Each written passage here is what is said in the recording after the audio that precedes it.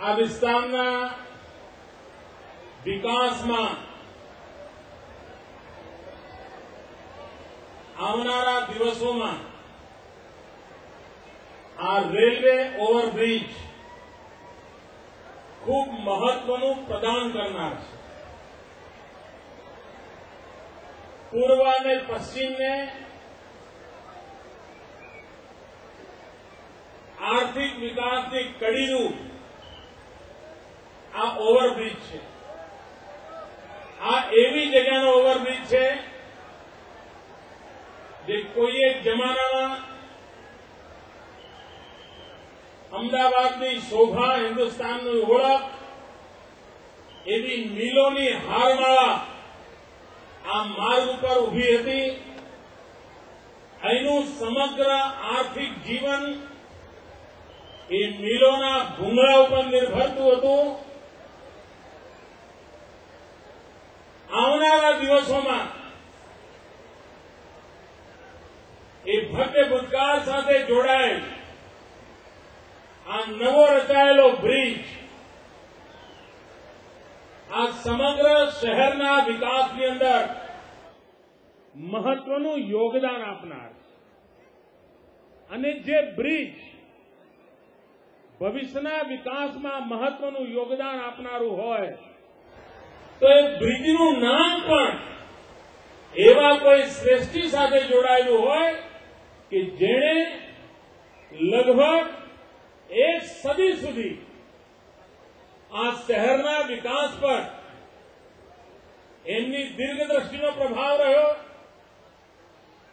એમની કુનેહનો પ્રભાવ રહ્યો અને સમગ્ર ગુજરાતની મહાજન પરંપરાના શિરમોર તરીકે આખાએ ગુજરાતની સેવા વૃત્તિને દુનિયામાં પરિચિત કરાવી એવા ગૌરવપૂર્ણ જીવન, એવા મહાન શ્રેષ્ઠી શ્રી કસ્તુરભાઈ લાલભાઈના નામ પર આ બ્રિજનું નામ નક્કી કરવાનું હું જાહેર કરું.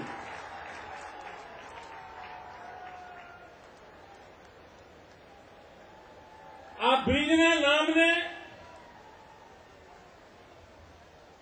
આ વિસ્તારમાં પસંદ કરવાની પાછળ અમારા મનમાં એક ચોક્કસ કલ્પના રહી છે. કારણ ગુજરાતના વિકાસમાં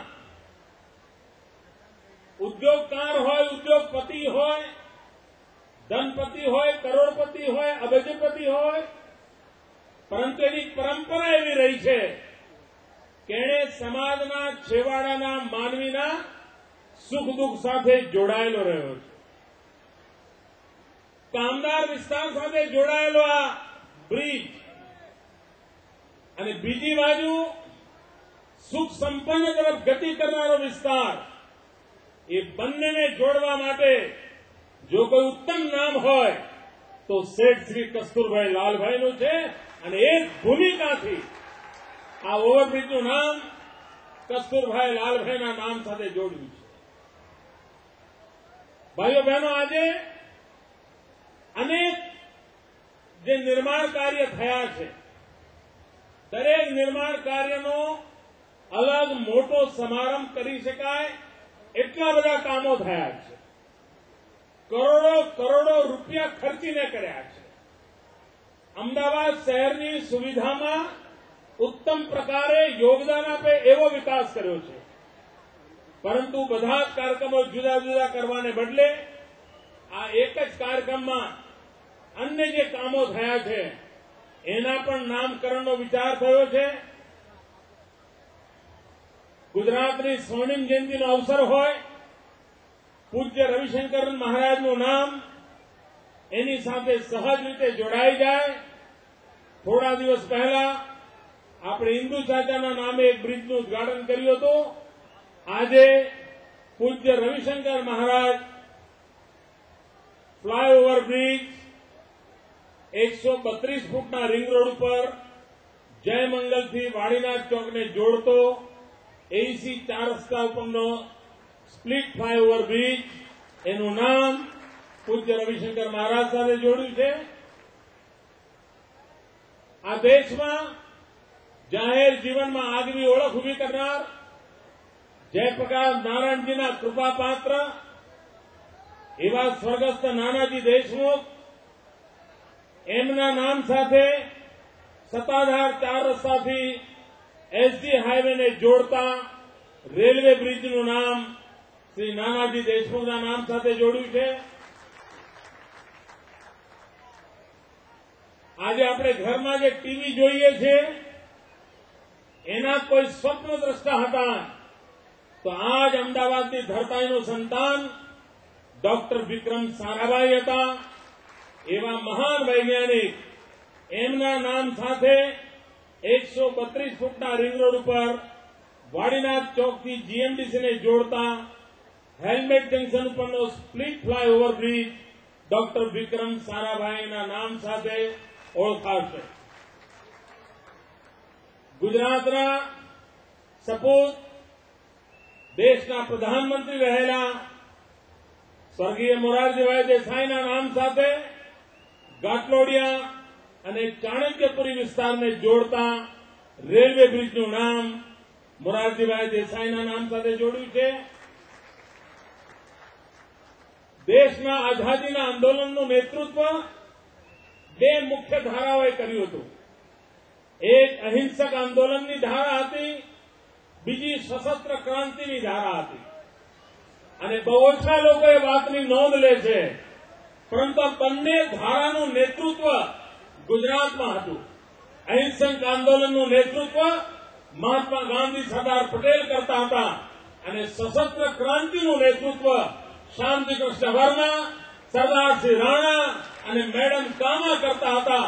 અને ત્રણેય ગુજરાતના સપૂત હતા, જેમને વીર સાવરકર, ભગતસિંહ, મદનલાલ ધીંગરા આવા લોકોને દેશ માટે બલિદાન કરવાની પ્રેરણા આપી હતી. એવા શાંતિ કૃષ્ણ વર્માના નામે રાયપુર દરવાજા બહાર આવેલ રમતગમત તથા પાર્કિંગ સંકુલનું નામ શ્રી શ્યામજી કૃષ્ણ વર્માના નામ પર જોડ્યું છે.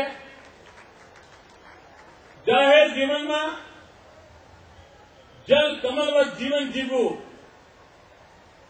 અને આજીવન ભેદધારી સેવા કરવી, એવું એક મહાપુરુષ એટલે શ્રી કુશાભાઉ ઠાકરે. ભારતીય જનસંઘ, ભારતીય જનતા પાર્ટીના વિકાસ યાત્રામાં એક સમર્પિત જીવન, એમના નામ સાથે દક્ષિણ ઝોનના બાગે ફિરદોસ વોર્ડ ખાતે આવેલ કોમ્યુનિટી હોલનું નામ શ્રી કુશાભાઉ ઠાકરે કોમ્યુનિટી હોલ તરીકે આપવાનું નક્કી કર્યું છે. દાદા સાહેબ માવળંકર ગઈ શતાબ્દીમાં અમદાવાદના શ્રેષ્ઠીઓના નામ યાદ કરીએ તો આ બધા નામો નજર સામે આવે. આ બધા મહાપુરુષો એવા છે કે જેમનું ઋણ આપણી પેઢીએ ચૂકવવાનું હોય, ચાહે ડોક્ટર વિક્રમ સારાભાઈ હોય, ચાહે કસ્તુરભાઈ હોય, ચાહે રવિશંકર દાદા હોય, ચાહે દાદા સાહેબ માવલંકર હોય, એ બધાના ઋણ સ્વીકાર કરવાનો એક કાર્યક્રમ. અને તેથી ચાંદોડિયા અને નિર્ણયનગર વિસ્તારને જોડતો રેલવે અંડરબ્રિજ, જેમાં દાદા સાહેબ માવળેકરના નામ સાથે જોડવાનો નિર્ણય કર્યો છે.